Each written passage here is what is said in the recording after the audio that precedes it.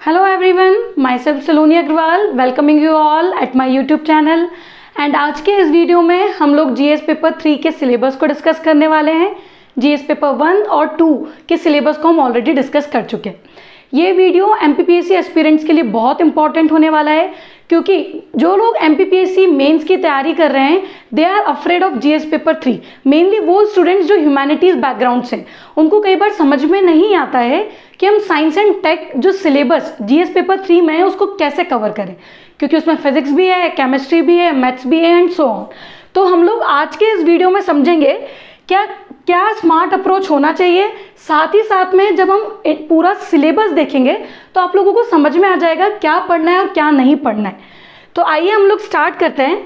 सबसे important point तो ये है, आप सभी को मालूम है कि जो आपकी प्रिलिमिनरी एग्जामिनेशन होती है वो क्वालिफाइंग होती है, ठीक है। तो आप लोगों को जो मेंस में स्कोर आता है और जो आप इंटरव्यू में स्कोर करते हैं उसी के बेसिस पे आपकी फाइनल मेरिट लिस्ट प्रिपेयर होती है। अब आप लोग ध्यान से देखिए, जीएस पेपर 1 3 आवर्स का होता है और इसको वेटेज 300 मार्क्स का है। सिमिलरली जीएस पेपर 2 3 आवर्स का है, वेटेज 300 मार्क्स का है।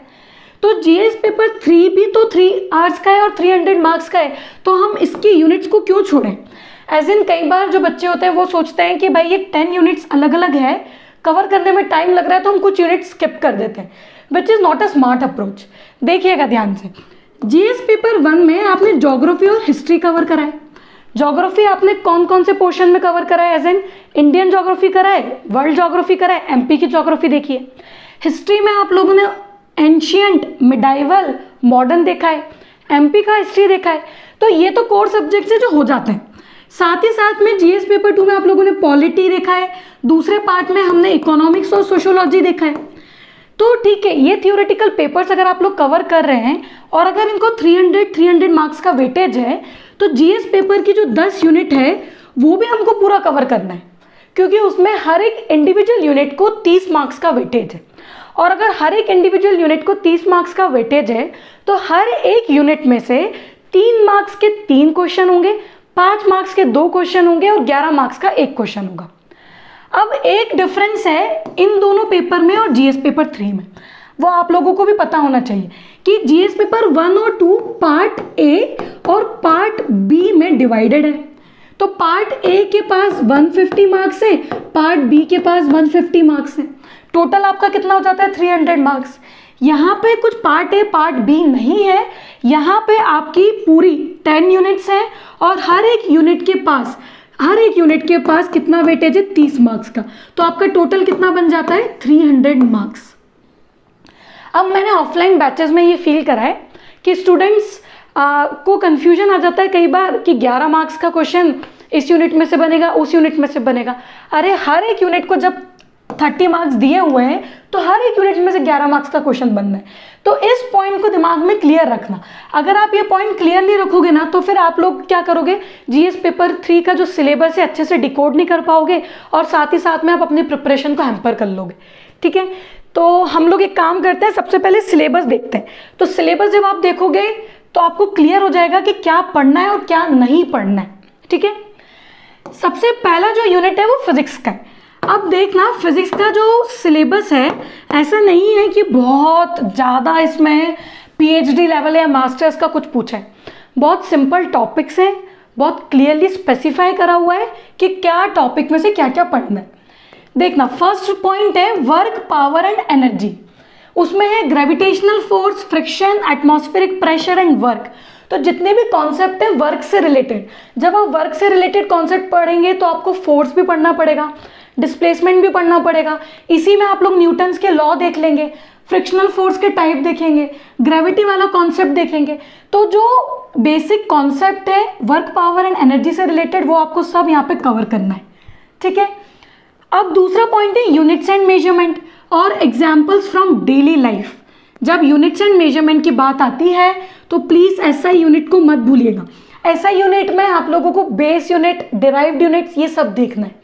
साथ ही साथ में 7 बेस यूनिट्स होती हैं, वो सब आपको हाईलाइट करना है। और एग्जाम्पल्स फ्रॉम डेली लाइफ से मतलब यहाँ पे ये है कि जैसे हम लोग लेंथ का जो यूनिट डेली लाइफ में यूज करते हैं मीटर, तो उसके कन्वर्जन्स आप लोगों को मालूम होना चाहिए। साथ ही साथ में जूल, कैलोरी, ये सब यूनिट्स एनर्जी के हैं, तो इनके रिलेशंस मालूम होना चाहिए। तो वो वाले सारे पॉइंट्स यहाँ पे कवर हो जाएंगे। फिर आता है स्पीड, वेलोसिटी और एक्सेलरेशन। जब स्पीड, वेलोसिटी और एक्सेलरेशन की बात करिए तो डिस्टेंस और डिस्प्लेसमेंट और टाइम, इसको हम नहीं भूल सकते हैं। साथ ही साथ में हमको मालूम होना चाहिए कि speed is an scalar quantity whereas velocity is an vector quantity. तो ये सारा पॉइंट हम यहाँ पे कवर कर लेंगे। नेक्स्ट टॉपिक आपका साउंड है। साउंड में जो इंपॉर्टेंट टर्मिनोलॉजी से सबसे पहले तो वो कवर कर लीजिएगा। देखिएगा जैसे कि एम्पलीट्यूड हो गया, वेवलेंथ हो गया, फ्रिक्वेंसी हो गया, फ्रिक्वेंसी ऑफ वाइब्रेशन एक्सेट्रा। साथ ही साथ में जो ऑडिबल इनऑडिबल रेंज है, ठीक है, कई बार ह्यूमंस की ऑडिबल रेंज पूछ ली जाती है, तो वो आपको मालूम होना चाहिए। प्री में भी इससे बहुत क्वेश्चंस बनते हैं, तो ये पूरा पॉइंट आपको कवर करना है। इलेक्ट्रिसिटी में आपको डिफरेंट टाइप्स ऑफ सेल्स देखना है, सर्किट देखना है। जब सर्किट की बात आती है तो आपको रेजिस्टेंस देखना पड़ेगा, ठीक है, आपको एमीमीटर के बारे में पता होना चाहिए, वोल्टेज के बारे में पता होना चाहिए एंड सो ऑन। साथ ही साथ में सीरीज में अगर रेजिस्टेंस जुड़े हैं तो अगर न्यूमेरिकल आ जाए तो आप लोगों को सॉल्व करना आना चाहिए। तो वो वाला पोर्शन जो इलेक्ट्रिसिटी से रिलेट करता है, कूलम, एम्पियर, करंट, वो कवर करना है हमको। मैग्नेट बहुत बेसिक पूछा हुआ है, प्रॉपर्टीज, प्रिपरेशन और आर्टिफिशियल मैग्नेट के कहाँ कहाँ पे यूजेस है। तो जैसे इंडस्ट्रीज वगैरह में यूज करी जाती है, तो वो सारे पॉइंट्स आपको हाईलाइट करना है। लाइट रिफ्लेक्शन देखना है, रिफ्रैक्शन देखना है, मिरर और लेंसेज देखना है, जिसमें आप कॉनकेव और कॉन्वेक्स कवर करना ना भूलिएगा, ठीक है। इमेज फॉर्मेशन देखना है, कहाँ पे इमेज बन रही है। तो जब आप इमेज फॉर्मेशन देखेंगे तो फोकस आप लोगों को पढ़ना पड़ेगा। तो जब आप ये टॉपिक कवर करेंगे तो बहुत बेसिक टॉपिक है जो आराम से कवर हो जाता है। ज़्यादा डाउट लगे तो आप लोग सबसे पहले तो एनसीईआरटी से ये वाला पोर्शन कवर कर लीजिएगा। एनसीईआरटी में देख लीजिएगा कि कौन सी एनसीईआरटी में कहाँ पर टॉपिक दिया हुआ है, ये सारे टॉपिक, और उसको वहाँ से कवर कर लीजिएगा। फिर आता है आपका हीट। हीट में आप लोग देखिए ध्यान से, इसमें है आपका हीट मेजरमेंट, टेम्परेचर है, थर्मोमीटर है, ट्रांसफॉर्मेशन ऑफ हीट है, ठीक है। तो टेम्परेचर और थर्मोमीटर से रिलेटेड एज इन उनकी units degree Celsius, kelvin, Fahrenheit, उनका कन्वर्जन, और टेम्परेचर हम कौन कौन से डिवाइस से मेजर करते हैं वो यहाँ पे लिखा ही हुआ है, थर्मोमीटर, और सारा ये वाला पोर्शन कवर करना है। तो ऑल्दो इट सीम्स कि फिजिक्स हमारे पास यूनिट 1 में दिया हुआ है और बहुत बड़ा सिलेबस है, नहीं।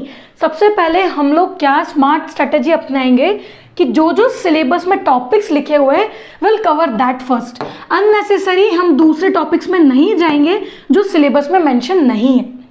Once you are done with this, फिर अगर आपको लगता है कि कुछ एक्स्ट्रा मुझे देखना है पास्ट ईयर्स के पेपर्स को देखते हुए, तो आप देख सकते हैं। अभी 2021 का मेंस हुआ था तो उसमें 11 मार्क्स में एंट्रोपी से रिलेटेड पूछा हुआ था। तो एंट्रोपी जब आप लोग टेम्परेचर और हीट कवर करेंगे तो आप वहाँ पे पढ़ ही लेंगे, तो आप वहाँ पे उसको कवर कर सकते हैं। नेक्स्ट यूनिट देखिएगा, next unit is your chemistry. Chemistry में भी बहुत ज़्यादा टफ नहीं पूछा है। केमिस्ट्री का जो पोर्शन है, अगर आप इसमें ध्यान से देखेंगे तो सबसे पहले एलिमेंट्स, कंपाउंड एंड मिक्सचर। तो ये बहुत बेसिक टॉपिक है। केमिस्ट्री की जो एनसीईआरटी जब आप उठाएंगे तो सबसे स्टार्टिंग में ये टॉपिक्स दिए होते हैं, तो वहाँ से आप इसको कवर कर सकते हैं। डेफिनेशंस हैं, केमिकल सिंबल्स हैं, इनकी प्रॉपर्टीज और अवेलेबिलिटी ऑन दी अर्थ, कौन सा मिनरल, कौन सा एलिमेंट अर्थ पे अवेलेबल है और किसका पोर्शन कौन सी जगह पे ज़्यादा है। ये वाला टॉपिक आप लोग अगर यूनिट 10 जब पढ़ेंगे जियोलॉजी में, तो वहाँ पे आप लोग मिनरल्स एंड ओर्स पढ़ते हैं ना, तब वहाँ पे भी आप डिस्ट्रीब्यूशन देखते हैं।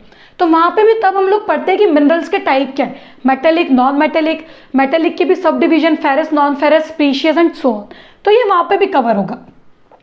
इसके बाद मटेरियल में मेटल्स एंड नॉन मेटल्स आपको देखना है। प्लीज पीरियोडिक टेबल पढ़ लीजिएगा अच्छे से, क्योंकि पीरियोडिक टेबल से क्वेश्चन बनते हैं, एंड पीरियोडिसिटी।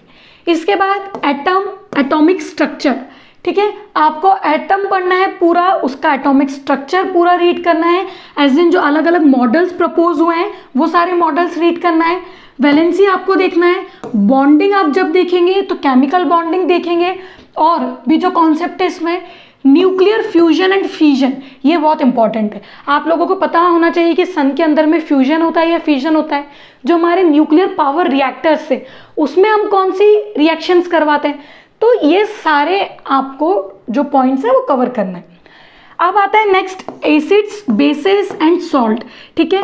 तो एसिड में स्ट्रॉन्ग एसिड, वीक एसिड, ठीक है। बेसिस में आप लोगों को जो अलग अलग केमिकल फॉर्मूलेस बनते हैं वो सब कवर करना है। सॉल्ट्स आपको देखना है एंड साथ ही साथ में पीएच वैल्यू इंडिकेटर्स देखना है। जैसे कि जब आप लिटमस पेपर पढ़ते हैं तो अगर आप एसिड में डालेंगे तो कलर कौन सा चेंज होगा, तो इंडिकेटर्स आपको यहाँ पे कवर करना है। प्लीज याद रखिएगा 2021 की मेंस में पीएच वैल्यू से रिलेट करके 11 मार्क्स का क्वेश्चन पूछा हुआ है, तो ये टॉपिक इंपॉर्टेंट है तो सारे ही टॉपिक इंपॉर्टेंट, बट जो क्वेश्चन आया है मतलब एग्जामिनर या जिसने पेपर बनाया है उसका इंटरेस्ट इधर गया है, तो ये टॉपिक बिल्कुल ध्यान से देख लीजिएगा। क्वेश्चन कई बार एमपीपीसी रिपीट भी कर देता है। इसके बाद physical and chemical changes day to day life में भी, और जो भी आपका स्टैटिक पोर्शन होगा वो कवर कर लीजिएगा। And chemistry in daily life, chemistry in daily life as in हम लोग जो बेकिंग सोडा यूज़ करते हैं, वॉशिंग पाउडर यूज़ करते हैं, फिर जब हम कर्ड का फॉर्मेशन देखते हैं तो उसमें कौन सा आपका एसिड प्रेजेंट होता है, वो सारे कॉन्सेप्ट्स आपको देखने। तो बहुत बेसिक सिलेबस डिज़ाइन करा हुआ है केमिस्ट्री का, इंडिविजुअल टॉपिक्स कवर कर लेना तो आराम से आपका ये यूनिट कवर हो जाएगा और आपका 30 मार्क्स का वेटेज जो है इजीली कवर हो जाएगा। देखिएगा नेक्स्ट टॉपिक, फिजिक्स हो गया, केमिस्ट्री हो गया। नेक्स्ट वेटेज जो दिया हुआ है वो बायो को दिया हुआ है। अगेन बायो यहाँ पे अगर दिए तो वो भी 30 मार्क्स की दी हुई है। सबसे पहले दिया हुआ है micro organism and organic farming. ये टॉपिक इसलिए इंपॉर्टेंट है क्योंकि ऑर्गेनिक फार्मिंग करंट डायमेंशन से बहुत ज़्यादा रिलेट करता है, ठीक है। तो ऑर्गेनिक मैन्योर्स और ये सारी चीज़ें आपको इसमें देखना है। इसके बाद सेल से रिलेटेड पोर्शन है, स्ट्रक्चर क्या है सेल का, फंक्शन क्या है। आप जब आप एनिमल्स और प्लांट्स पढ़ेंगे तो उसमें क्लासिफिकेशन आपको देखना है, ठीक है। और साथ ही साथ में जब सेल देखेंगे तो स्टार्टिंग आप लोग यूनिसेल्यूलर मल्टीसेल्यूलर बैक्टीरिया से करेंगे तो वो पोर्शन आराम से कवर हो जाएगा। दूसरा देखिए nutrition in plants, animals and human beings, ठीक है। तो जो जो प्लांट्स में न्यूट्रिशन अवेलेबल होते हैं, जो जो न्यूट्रिएंट्स अवेलेबल होते हैं, और जब ह्यूमन बींग्स प्लांट्स को कंज्यूम करते हैं, एज इन फ्रूट्स को कंज्यूम करते हैं, तो वो न्यूट्रिएंट्स ह्यूमन बींग्स में ट्रांसफर हो जाते हैं, तो वो सब आपको देखना है। Balance diet, vitamins, deficiency, diseases और हार्मोन्स, ये सब अच्छे से कवर करिएगा क्योंकि विटामिन से क्वेश्चंस प्री में भी पूछे जाते हैं और रिपीट होते हैं। अलग अलग जो डेफिशिएंसी डिसीजेज, एज इन अगर विटामिन ए की कमी है तो कौन सी डिसीज होगी, वो सारे पॉइंट्स यहाँ पे हाईलाइट होंगे। इसके बाद body organs of human beings, जो डिफरेंट ऑर्गन्स है हमारी बॉडी में। इसके बाद उनकी structure and functioning, as in आपको हार्ट पूरा पढ़ना है, लंग्स की फंक्शनिंग देखनी है, तो अलग अलग ऑर्गन्स को देखिएगा, उनकी फंक्शनिंग को साथ में देख लीजिएगा। साथ ही साथ में रेस्पिरेशन इन ऑर्गेनिजम्स, इससे भी 2021 के मेंस में क्वेश्चन पूछा हुआ है, तो ध्यान रखिएगा कि जो ह्यूमंस में रेस्पिरेशन है या जो डिफरेंट एनिमल्स में रेस्पिरेशन प्रोसेस क्या है वो यहाँ पे कवर हो जाएगा। Transportation in animals and plants, वो पॉइंट आप लोग कवर कर लीजिएगा। Reproduction in animals and plants, reproduction पूरा टॉपिक आपको कवर करना है। इसके बाद health and hygiene and diseases, health से रिलेटेड और जो हाइजीन इश्यूज है, डिसीजेज में कम्युनिकेबल, नॉन कम्युनिकेबल डिसीजेज, ये सारा पोर्शन कवर हो जाएगा। जो 2021 की मेंस हुई है उसमें जो इससे क्वेश्चन पूछा हुआ है वो हार्मोन से रिलेटेड था, ग्लैंड से रिलेटेड करके पूछा हुआ है, तो आप लोग वो क्वेश्चन देख लीजिएगा और फिर उसको अच्छे से प्रिपेयर कर लेना क्योंकि आप लोग को आइडिया लग जाएगा कि कौन से पोर्शन को कितना वेटेज मिला है। नेक्स्ट टॉपिक देखिएगा, आपका जो नेक्स्ट यूनिट है that is your computers. Computers में अगर आप ध्यान से देखेंगे तो सबसे पहले तो कंप्यूटर्स के टाइप्स बोले हैं विच इज़ वेरी इजी, ठीक है। हम लोग बहुत जब हम लोग 6th स्टैंडर्ड और जब हम लोग कंप्यूटर पढ़ते हैं वहीं पे ये सारे टॉपिक कवर हो जाते हैं। हम लोग अलग अलग जनरेशन भी पढ़ते हैं कंप्यूटर की, 1st generation, 5th generation and so on, तो वो भी वहाँ पे कवर हो जाएगी। इसके बाद memory, input and output devices, जो इनपुट डिवाइसेस है, आउटपुट डिवाइसेस है, वो कवर करना है। स्टोरेज डिवाइसेस कवर करना है आप लोगों को, ठीक है। एक्सटर्नल, इंटरनल, सारा जो डेटा है स्टोरेज डिवाइसेस से रिलेटेड वो कवर कर लीजिएगा। Software and hardware, operating systems, अलग अलग जो ऑपरेटिंग सिस्टम्स हैं, फिर विंडोज आपको देखना है और यूज ऑफ माइक्रोसॉफ्ट ऑफिस, ठीक है। बहुत बेसिक है, वो सारे पॉइंट्स आप कवर कर लीजिएगा माइक्रोसॉफ्ट ऑफिस के। Computer language, computer languages as in different languages, यहाँ पे हम लोगों को बहुत ज़्यादा कोडिंग वाला पार्ट नहीं देखना है कि हमारी C+ में C++, पाइथन, जावा इनमें कमांड होना चाहिए, बट जो बेसिक लैंग्वेजेस है उनके बारे में आपको पता होना चाहिए कि कौन कौन सी कंप्यूटर में लैंग्वेजेस यूज करी जाती है। Translators, compilers, interpreters and last is your assemblers. इस बार के मेंस में 11 मार्क्स का क्वेश्चन ट्रांसलेटर्स से था, तो याद रखिएगा। इसके बाद इंटरनेट, ईमेल, सोशल मीडिया, ठीक है। ई गवर्नेंस, ई गवर्नेंस एक इंपॉर्टेंट टॉपिक है, तो वो आपको कवर करना है। ई गवर्नेंस हम लोग ये वाला पार्ट प्री में भी देखते हैं, तो आप लोगों ने अगर प्री के लिए पढ़ा है तो बस उसी को थोड़ा सा ब्रशअप कर लीजिएगा, कवर हो जाएगा। Different useful portals, sites and web pages, तो जो अलग अलग वेबसाइट्स हैं और जो उनके अलग अलग यूजेस हैं, वो वाला पोर्शन आपको यहाँ पे कवर करना है। ओके, नेक्स्ट यूनिट जब हम देखेंगे तो next unit is unit 5th, ये मैथ्स वाली यूनिट है। तो जो लोग मेरे साथ मैथ्स के वीडियोस पढ़ रहे हैं, कवर कर रहे हैं, तो उन लोगों को तो बहुत अच्छे से आइडिया हो गया होगा। बहुत इजी सिलेबस है मैथ्स का, नंबर एंड इट्स टाइप्स, पूरा नंबर सिस्टम देखते हैं। यूनिट मेजरमेंट, एक यूनिट्स आप लोग ऐसा फिजिक्स में भी पढ़ेंगे और यहाँ पे यूनिट कन्वर्जन और मेजरमेंट वाले टॉपिक्स आ जाएंगे। Equations and factors, equation and factors important topic है क्योंकि इस बार 11 मार्क्स का क्वेश्चन भी इसी से बना है। Linear equation and problems on numbers पे क्वेश्चन बना हुआ है, तो वो आप देख सकते हैं। Profit and loss, percentage, easy topics है। Simple and compound interest, ratio and proportion, तो ये सारे टॉपिक्स एक साथ रिदम में चलते हैं। प्रॉफिट एंड लॉस पढ़ लोगे, परसेंटेज पढ़ लोगे, तो आप लोगों को सिंपल एंड कंपाउंड इंटरेस्ट में बहुत दिक्कत नहीं आनी है। रेशियो एंड प्रोपोर्शन के अपने कॉन्सेप्ट्स क्लियर रखिएगा। इन पे मैंने वीडियोस अपलोड करे, अगर आप लोग देखना चाहते हैं तो आप मैथ्स की एक सेपरेट प्लेलिस्ट है, आप वहां से जाके देख लीजिएगा। हम लोग टॉपिक्स कवर कर रहे हैं और आने वाले टाइम में भी और वीडियोस भी अपलोड होंगे, तो you can watch those videos from the playlist which is available. Okay, maths के नाम से है वो। नेक्स्ट इज स्टैटिस्टिक्स वाला पोर्शन है, प्रोबेबिलिटी है इसमें। प्रोबेबिलिटी आप लोगों को बहुत ज़्यादा टफ नहीं है। प्रोबेबिलिटी में जब आप लोग पढ़ोगे तो जो डाइस, कॉइन्स, इनसे रिलेटेड क्वेश्चंस पूछे जाते हैं और प्रोबेबिलिटी का सम 1 होता है, ठीक है। Probability of A plus probability of A bar is equals to 1 होता है, तो उससे रिलेटेड क्वेश्चंस भी पूछे जाते हैं जो आप लोगों को अभी इस मेंस में भी पूछे हुए हैं, तो वो वाला कॉन्सेप्ट आप कवर कर सकते हैं। फिर आपका mean, median, mode, central tendency आ जाती है। फिर आपका वेरिएंस और स्टैंडर्ड डेविएशन आ जाता है। और टाइप्स ऑफ सैम्पलिंग में बेसिकली हम लोग जो कवर करते हैं वो होती है प्रोबेबिलिटी सैम्पलिंग और दूसरी होती है नॉन प्रोबेबिलिटी सैम्पलिंग, तो आप ये वाला टॉपिक वहां से कवर कर सकते हैं, प्रोबेबिलिटी सैम्पलिंग और नॉन प्रोबेबिलिटी सैम्पलिंग में से। तो मैथ्स का जो सिलेबस डिजाइन करा हुआ है वो बहुत छोटा है और बहुत ईजी भी है, and it is the only portion where you can score 30 out of 30। तो आराम से सारे टॉपिक्स कर लीजिए, उनके प्रैक्टिस कर लीजिए, तो आप लोगों का जो पोर्शन है वो कवर हो जाएगा। नेक्स्ट देखिएगा, नेक्स्ट यूनिट जो है इसमें कम्युनिकेबल डिसीजेज और उनके प्रिवेंशन है ना, तो डिसीज से रिलेट करती है। नेशनल वैक्सीनेशन प्रोग्राम है इसमें। प्राइमरी नॉलेज ऑफ आयुष, इस बार तो प्री में आयुष का सीधे फुल फॉर्म ही पूछ लिया था, तो देख लो आयुर्वेदा, योगा, यूनानी, सिद्धा एंड होम्योपैथी। तो याद रखिएगा कि आयुष जो कॉन्सेप्ट है उसका प्राइमरी नॉलेज आपको देखना है पूरा। Health related important welfare schemes of central and state government, specially जो करंट में जो स्कीम्स चल रही हो उनको हाईलाइट कर लीजिएगा, जैसे कि आयुष्मान भारत हो गई एंड और associated schemes.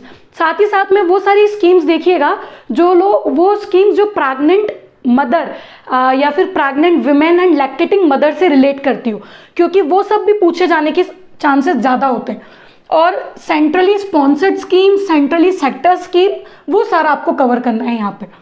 Major health organisation of central, जो सेंट्रल गवर्नमेंट के हेल्थ ऑर्गेनाइजेशन से साथ में जो स्टेट गवर्नमेंट ने हेल्थ ऑर्गेनाइजेशंस बनाए हुए हैं, वो दोनों ऑर्गेनाइजेशंस आपको कवर करना है। तो अगर आप ध्यान से देखो इस यूनिट को, तो मेन पॉइंट्स तो सिर्फ 5 ही हैं, बस उनकी डिटेलिंग आपको देखनी है।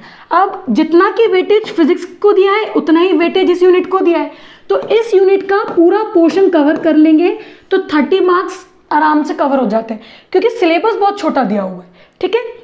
Okay, moving on to the next which is your unit 7। Unit 7 अगर आप ध्यान से देखेंगे तो unit 7 deals with your space science. इसका सिलेबस बच्चे देख के कई बार बहुत परेशान होते हैं। बच्चे बहुत बार आते हैं कि मैम सबको 30-30 मार्क्स का वेटेज है, तो फिर यूनिट 7 के सिलेबस में इतना ज़्यादा है तो कुछ पोर्शन छोड़ दें क्या। अगर आप इसके सिलेबस को ध्यान से देखोगे तो यहाँ पे जो जितना भी बड़ा बड़ा लिखा हुआ है, जो पूरी स्क्रीन भर गई है आपके सामने, this are nothing but organisations, अलग अलग ऑर्गेनाइजेशंस। तो हर एक ऑर्गेनाइजेशन का आपको बहुत डेप्थ में नहीं जाना है। हर एक ऑर्गेनाइजेशन स्टैब्लिश कब हुआ है, फाउंडिंग ईयर का है, हेडक्वार्टर क्या है, अभी उसकी वर्किंग क्या है, करंट डायनामिक्स में क्या वो ऑर्गेनाइजेशन न्यूज़ में आया है और कौन से सेक्टर में उसकी इंपॉर्टेंस ज़्यादा है। ठीक है, तो बस अगर वो सब आप कवर कर लोगे तो सारे ऑर्गेनाइजेशंस कवर हो जाएंगे। देखना, सबसे पहले दिया हुआ है effects of development on human life, limitations of indigenous technologies.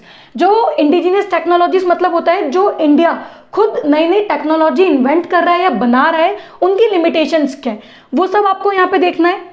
History of remote sensing. अब आप में से बहुत सारे स्मार्ट बच्चे मुझे बोलेंगे कि मैम रिमोट सेंसिंग तो हम लोगों ने ऑलरेडी यूनिट 5th, कहाँ पे, यूनिट 5th आपका जो पार्ट बी है, कौन सा पार्ट बी, जीएस पेपर 1 का, हमने तो वहाँ पे कवर कर लिया है।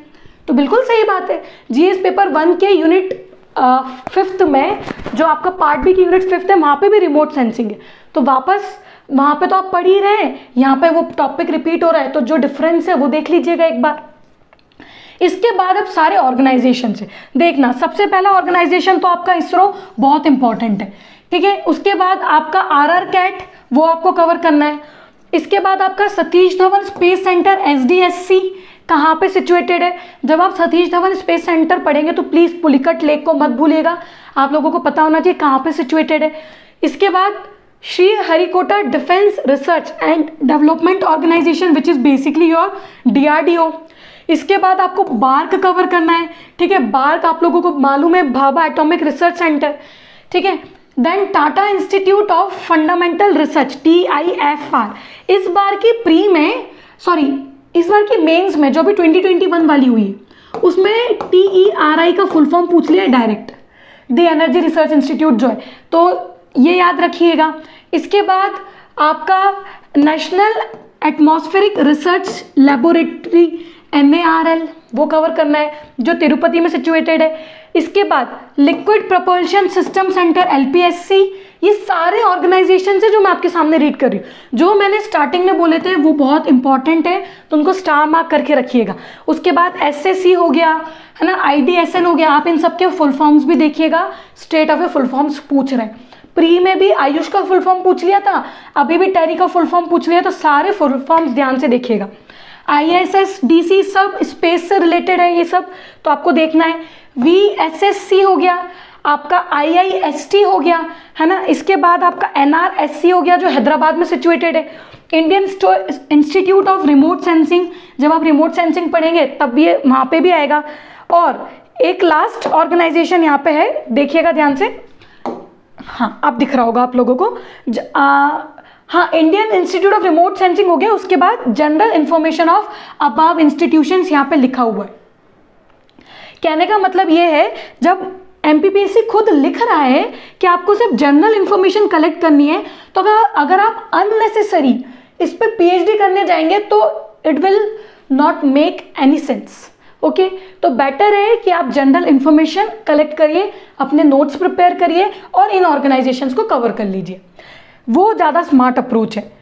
इसके बाद generation of geostationary satellite launch vehicles as in GSLV आपको कवर करना है। जियो स्टेशनरी सैटेलाइट पे क्वेश्चन था 2021 की मेंस में, पेपर देख लीजिएगा।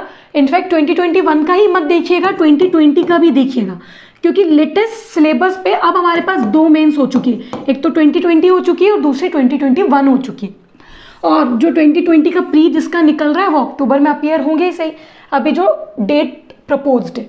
ओके, नेक्स्ट है बायोटेक्नोलॉजी। बायोटेक्नोलॉजी में आपको डेफिनेशन देखना है, इनके यूजेस देखना है, कहाँ पे हेल्थ और मेडिसिन के सेक्टर में, agriculture, animal husbandry, industry and environment. Environment यहाँ पे थोड़ा सा आया है और इन्वायरमेंट की एक सेपरेट यूनिट भी हम लोग देखने वाले हैं। साथ ही साथ में यहाँ पे आपको क्लोन्स देखना है, क्लोनिंग पे एक क्वेश्चन पूछा हुआ है इस बार।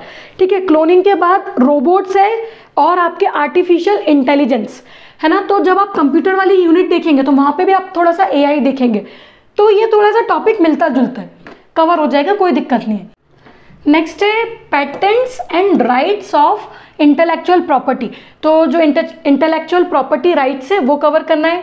ट्रिप्स और ट्रिम्स देखना है आप लोगों को।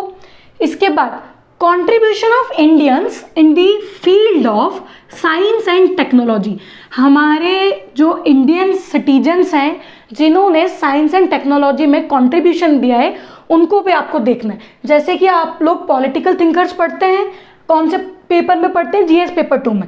वैसे ही यहाँ पे कुछ एमिनेंट पर्सनालिटीज़ है जैसे कि सीवी रमन, इसके बाद हरगोविंद खुराना, जगदीश चंद्र बासु, ठीक है, होमी जहांगीर भाभा, विश्वेश्वरैया, श्रीनिवास रामानुजन, विक्रम साराभाई, एपीजे अब्दुल कलाम, ठीक है, एंड सत्येंद्र नाथ बोस, उसके बाद राजा रमन और प्रफुल्ल चंद्र रॉय। ये सारे जो इंडियंस हैं इनका कंट्रीब्यूशन रहा है साइंस एंड टेक्नोलॉजी की फील्ड में, तो आप लोग इनके बारे में देखिएगा। साथ ही साथ में इम्पॉर्टेंट पॉइंट यहाँ पे ये है कि लेट्स सपोज अगर आप होमी जहांगीर भाभा के बारे में पढ़ रहे हैं तो ये हाईलाइट कर लीजिएगा कि इनका कौन से सेक्टर में कंट्रीब्यूशन है, कहाँ पे ज़्यादा। इनका थोड़ा सा बायोग्राफी तो आप लोग देखेंगे ही कि कहाँ पे बॉर्न हुए हैं और इनका जो पास्ट में एक्सपीरियंस क्या रहा है, इन्होंने अपना एजुकेशन कहाँ से करा है और वो सारी चीज़ें, बट हाईलाइट क्या करना है यहाँ पे साइंस एंड टेक्नोलॉजी को, तो वो मत भूलिएगा, ठीक है। इसके बाद national and international awards in the field of science, as in जो नेशनल अवार्ड्स दिए जाते हैं साइंस की फील्ड में, और साथ ही साथ में इंटरनेशनल अवार्ड्स आप लोगों को सारे कवर करना है, ठीक है। तो ये इम्पॉर्टेंट टॉपिक है, ऑल्दो इट सीम्स कि भाई ये यूनिट में सिलेबस बहुत बड़ा है, बट ये ऑर्गेनाइजेशन ज़्यादा दिखते हैं, इसकी वजह से सिलेबस बड़ा लगता है। कवर हो जाएगा, इतना कोई टफ नहीं है। Okay, next is your unit 8 which is basically आपका एनर्जी वाला यूनिट है ये, ठीक है। एनर्जी वाले यूनिट में आप लोग देखिएगा conventional non conventional sources of energy cover करना है, व्हाट आर द कन्वेंशनल और what are the non conventional. जब आप ये देखेंगे तो रिन्यूएबल और नॉन रिन्यूएबल भी समझिएगा, साथ में उनके मीनिंग, डेफिनेशन, एग्जाम्पल्स और उनके डिफरेंसेस आपको कवर करना है। Got it everybody. इसके बाद एनर्जी एफिशिएंसी, एनर्जी मैनेजमेंट कि कैसे हम एनर्जी को मैनेज कर सकते हैं, ऑर्गेनाइजेशनल इंटीग्रेशन, एनर्जी मैनेजमेंट इन ऑपरेशनल फंक्शंस, ठीक है, एनर्जी परचेस, प्रोडक्शन और production planning and control and maintenance. ये जो टॉपिक है ना, ये भी आपका करंट से रिलेट करेगा कि किस तरीके से हम एनर्जी को मैनेज कर रहे हैं। और साथ ही साथ में जब आप एनर्जी एफिशिएंसी और इन सब की बातें करते हैं तो जितने भी हमारे इंटरनेशनल ऑर्गेनाइजेशंस हैं, जब कॉन्फ्रेंस ऑफ पार्टीज होती है तो ये सब डिसाइड करा जाता है कि कितना कार्बन एमिशन होना चाहिए या नहीं होना चाहिए, कौन सी कंट्री कितना CO2 एमिट कर रही है। तो ये सब टॉपिक्स जब आप देखेंगे तो करंट के साथ जरूर रिलेट करके देखिएगा, क्योंकि इस बार की मेंस में एक क्वेश्चन था कि इंडिया ने नेट जीरो कार्बन एमिशन का टारगेट कौन से ईयर में सेट करा हुआ है, तो वो COP26 में बात करी थी। तो अब देखो करंट से रिलेट करके पूछ लिया है, तो इसलिए आपको ये वाला पॉइंट, ये वाले टॉपिक्स अपने अलग अलग डायनामिक्स, अलग अलग करंट के साथ देखना होगा। इसके बाद issues and challenges related with energy strategies. हम लोग बहुत सारे स्कीम्स तो बनाते हैं, गवर्नमेंट भी बनाती है, but what are the issues and challenges which government faces, okay, वो सब हाईलाइट करना पड़ेगा। एज इन यहाँ पे आपके वो सारे पॉइंट्स आ सकते हैं कि वी आर मूविंग टूवर्ड्स ई-व्हीकल्स, हम लोग सोलार पैनल्स भी इंट्रोड्यूस कर रहे हैं, बट उससे भी तो बहुत ज़्यादा इलेक्ट्रॉनिक वेस्ट जनरेट हो रहा है, तो उसको हम कैसे हैंडल करने वाले, वो सारे चैलेंजेस आपको देखने होंगे। अल्टरनेट सोर्स ऑफ एनर्जी क्या हो सकता है, प्रेजेंट सिनारियो, फ्यूचर में पॉसिबिलिटीज क्या है, सोलर एनर्जी, विंड एनर्जी, अभी मैं बता ही रही थी आपको इसके बारे में, ओशियनिक एनर्जी, जियोथर्मल एनर्जी जो हम लोग गीजर्स और हॉट स्प्रिंग्स की मदद से जनरेट करते हैं, ठीक है, biomass energy, biofuel energy etcetera. तो आप जो भी एनर्जी यूज कर रहे हैं, सबसे इंपॉर्टेंट पॉइंट तो उसमें ये होता है कि कोई भी जब आप एनर्जी जनरेट करते हैं तो उसमें एमिशंस क्या क्या है, मतलब अगर कार्बन डाइऑक्साइड या कार्बन मोनोऑक्साइड ये सब ज़्यादा एमिट होंगे तो this gases are responsible for global warming. तो ग्लोबल वार्मिंग होगा तो टेम्परेचर, आप लोगों को मालूम ही है कि ग्लोबल वार्मिंग क्या होता है, मैंने ज्योग्राफी में आप लोगों के साथ डिस्कस करा हुआ है, अर्थ का जो temperature, average temperature, it is rising day by day. तो वो सारा कॉन्सेप्ट आपको यहाँ पे कवर करना है, ठीक है।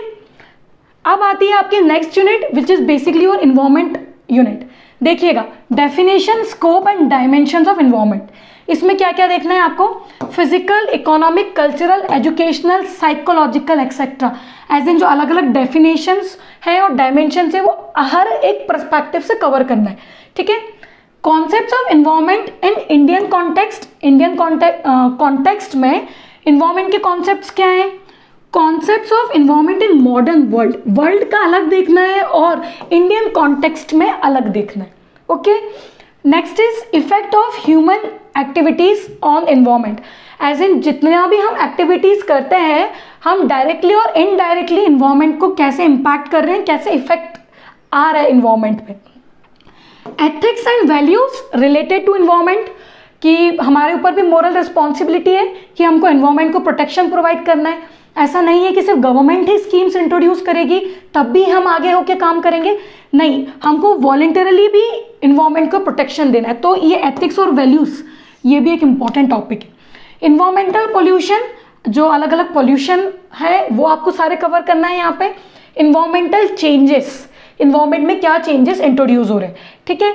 इसके बाद issues and challenges related with environment, causes and affected environmental degradation, जो इन्वायरमेंट डिग्रेड हो रहा है वो भी आपको देखना है। अब देखिएगा ये दोनों जो पॉइंट है ये बहुत ज़्यादा इंटर रिलेटेड है, आप लोगों को पढ़ के भी समझ में आ रहा होगा। इसके बाद इन्वायरमेंटल एजुकेशन, इन्वायरमेंटल एजुकेशन में क्या होता है कि जैसे जो मासेज है, जो पब्लिक है, उनको किस तरीके से आप अवेयर करो सो दैट हम लोग इन्वायरमेंट को प्रोटेक्शन प्रोवाइड करें। तो there are number of schemes जो गवर्नमेंट लॉन्च करती है time to time so that हम लोग इन्वायरमेंट को प्रोटेक्शन प्रोवाइड करें। लिखा हुआ है प्रोग्राम्स फॉर मास अवेयरनेस। इसके बाद जो इन्वायरमेंटल एजुकेशन और उसका relationship with health and safety, as in अगर इन्वायरमेंट को आप डैमेज प्रोवाइड कर रहे हो, एज एन अगर आप इन्वायरमेंट में डैमेज इंट्रोड्यूस कर रहे हो और उसको प्रोटेक्शन नहीं दे रहे हो तो इनडायरेक्टली वो ह्यूमंस की हेल्थ पे भी इम्पैक्ट करेगा। अगर एयर का क्वालिटी बिगड़ेगा, एज एन इन्वायरमेंट में चेंजेस इंट्रोड्यूस होंगे तो हमको भी ब्रीथिंग प्रॉब्लम्स होगी। तो ऐसे एग्जाम्पल्स जो है जो हेल्थ से रिलेटेड है वो सब आपको कवर करना है। इसके बाद इको फ्रेंडली टेक्नोलॉजीज क्या क्या हो सकती हैं, कंजर्वेशन ऑफ एनर्जी, जो आप एनर्जी में भी देखते हो, constitutional provisions related to environment, अलग अलग जो गवर्नमेंट ने एक्ट्स बनाए हुए हैं, जैसे इन्वायरमेंटल प्रोटेक्शन एक्ट है, वाटर प्रोटेक्शन एक्ट है, एयर से रिलेटेड एक्ट है, वो सब आपको यहाँ पे देखना है। इन्वायरमेंटल प्रोटेक्शन पॉलिसीज भी देखना है और रेगुलेटरी फ्रेमवर्क कि किस तरीके से हम इसको रेगुलेट कर सकते हैं। तो काफ़ी अच्छा यूनिट है जिसमें आप लोग अगर ध्यान से देखेंगे तो पूरा एनवायरनमेंट के सारे डायमेंशंस इंक्लूड कर लिए और ये बहुत बर्निंग टॉपिक है। बर्निंग टॉपिक क्यों बोला मैंने, क्योंकि हमारा जो करंट में डिस्कशन है एक बहुत बड़ा डिस्कशन एनवायरनमेंट को लेके, इको फ्रेंडली हम लोग कैसे टेक्निक्स यूज कर ले सो दैट हमारे एनवायरनमेंट को नुकसान ना पहुंचे। ये होती है आपकी इन्वायरमेंट वाली यूनिट। एंड फाइनली जो लास्ट यूनिट जो जीएस पेपर 3 में है वो आपकी जियोलॉजी से। जियोलॉजी आप लोग जब ज्योग्राफी पढ़ते हैं तब भी कवर करते ही हैं। तो जियोलॉजी में अर्थ का इंटरनल स्ट्रक्चर आ गया पूरा। इसके बाद अर्थ का फॉर्मेशन कैसे हुआ है, फॉर्मेशन के साथ साथ में हम इवोल्यूशन देखेंगे कि लाइफ कैसे इवॉल्व हुई है, जिसमें लिथोस्फीयर, हाइड्रोस्फीयर, एटमॉस्फेयर सबको स्टडी करा जाता है। Origin and age of the earth, इस बार भी क्वेश्चन था कि अर्थ की मैक्सिमम एज कितनी है। इसके बाद जियोलॉजिकल टाइम स्केल, तो आपको पूरा कॉन्सेप्ट देखना है, यॉन, एरा, पीरियड, इपोक और एज वाला, ये सब कवर करना है। साथ ही साथ में रॉक्स की डेफिनेशन है, अलग अलग रॉक्स के टाइप्स है, इग्नियस, सेडिमेंट्री और मेटामॉर्फिक रॉक। इसके बाद मिनरल्स एंड ओर्स मैंने आप लोगों को बताया था जो केमिस्ट्री में आप देखते हैं, तो यहाँ पे आप लोग इनका डिस्ट्रीब्यूशन भी देखेंगे। फॉसिल्स आपको देखना है, इस बार क्वेश्चन था इंडेक्स फॉसिल पे, तो फॉसिल्स को हल्के में मत लीजिएगा, क्वेश्चन बनते हैं। Weathering and erosion, weathering and erosion मतलब आपको पूरा डिन्यूडेशन प्रोसेस देखना है। डिन्यूडेशन प्रोसेस एज इन आप लोगों को जब आप वेदरिंग देख रहे हैं तो ट्रांसपोर्टेशन और इरोजन दोनों कवर करना है। साथ ही साथ में इरोजनल एजेंट्स भी कवर करिएगा कि विंड, वाटर, ग्लेशियर, इनसे कौन कौन से लैंडफॉर्म्स बनते हैं। Formation of soil, ground water, फिर आपका जो नेचुरल कोल जो प्रेजेंट है, नेचुरल ऑयल एंड गैस, ये सारे टॉपिक आपको कवर करना है, तब जाके आपका जियोलॉजी वाला पोर्शन कवर होगा। तो अब आप लोगों को ये तो समझ में आ ही गया है कि जो यूनिट अलग अलग यूनिट्स हैं जीएस पेपर 3 में वो बहुत ज़्यादा डाइवर्सिफाइड है क्योंकि अलग अलग सेक्शन इंक्लूड कर लिए। बट अंडरस्टैंड दिस कि यहाँ पे भी 300 मार्क्स ही हैं जैसे कि जीएस पेपर 1 और 2 में। और हम 1 मार्क्स भी फालतू में गंवा नहीं सकते, क्योंकि अगर हमने ऐसा कुछ भी करा तो हमारी मेंस निकलना बहुत टफ हो जाएगी। और साथ ही साथ में हमको अच्छा रैंक भी चाहिए, तो बेटर है कि आप पूरा सिलेबस सही तरीके से कवर करें। एक पॉइंट इंपॉर्टेंट, पेपर 3 का फॉर्मेट देखिएगा यहाँ पे ध्यान से। जब पेपर 3 के फॉर्मेट की बात करते हैं तो मैंने आपको शुरू में भी बताया था कि 3 मार्क्स के 3 क्वेश्चन है, करेक्ट। 5 मार्क्स के कितने क्वेश्चन है? 2 क्वेश्चन है। 11 मार्क्स का कितना क्वेश्चन है? 1 क्वेश्चन है, ठीक है। और यहाँ पे वर्ड लिमिट दी हुई है जो आप लोगों को बहुत अच्छे से मालूम है।